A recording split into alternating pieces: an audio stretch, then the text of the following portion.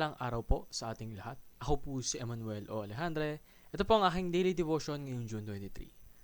And para sa ngayong araw, ating pag-uusapan ang maayos na buhay kay Kristo.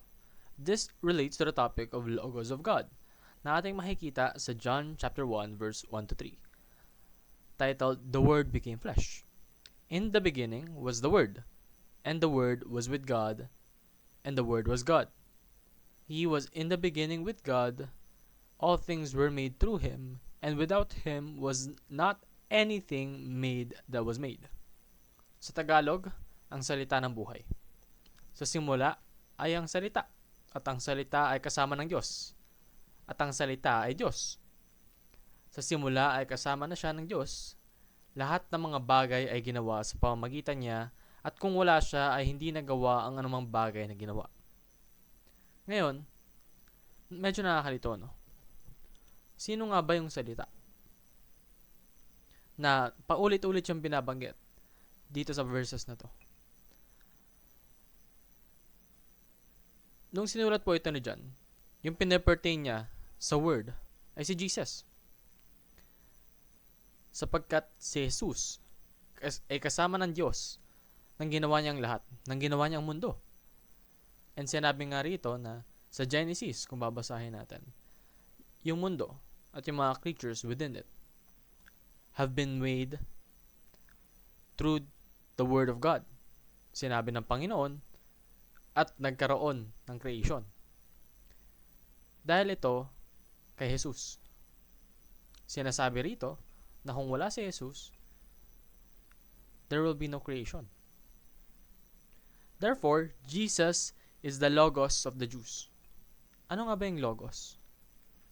Logos is the reason. Yung dahilan. Yung source. Yung cause.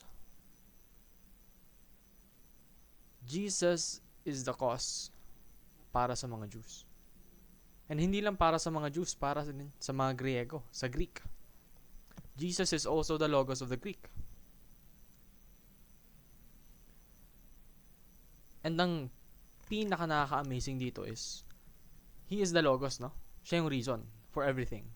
But Jesus is also the Logos who became flesh. Siyang naging dahilan ng lahat ay naging tao. Nagpakatao.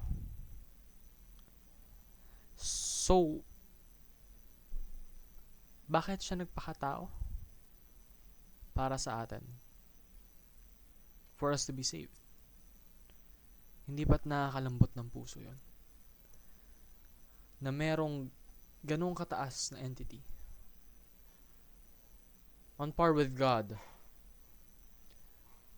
Lowered himself for you to be saved. Glory to God. We should acknowledge that.